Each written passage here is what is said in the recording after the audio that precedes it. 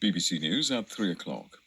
The former Health Secretary, Matt Hancock, says civil servants were being dragged into meetings with Number 10 in January 2020 to discuss Conservative manifesto commitments when they should have been focused on the pandemic. Giving evidence to the COVID public inquiry, Mr. Hancock also claimed Department for Health staff were subjected to unpleasant abuse from Boris Johnson's former aide, Dominic Cummings. In his evidence, Mr. Cummings had accused Mr. Hancock of lying his way through the pandemic. He was asked whether he himself had been lying. Well, I was not. You will note that there's no evidence from anybody who I worked with in the department or the health system who supported those false allegations.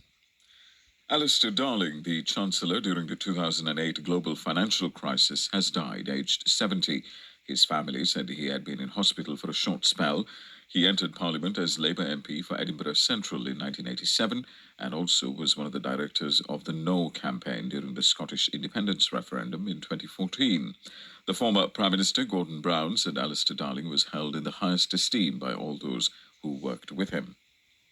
Rail workers in the RMT union have voted to accept a deal to end their long-running dispute over pay and conditions. There has been 18 months of industrial action on the railways. The Transport Secretary said the result was welcome news for passengers. Countries at the COP28 climate conference in Dubai have agreed a new fund to help developing nations deal with climate change. The UK will contribute at least £40 million. The conference is due to last for a fortnight.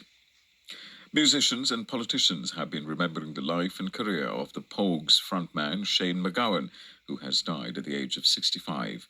He was best known for Fairy Tale of New York with Kirsty MacColl. The Irish Prime Minister Leo Varadkar said Shane MacGowan was an amazing musician, while the folk group the Wolf Tones called him a lyricist supreme. BBC News. Now on Radio 4, Open Country.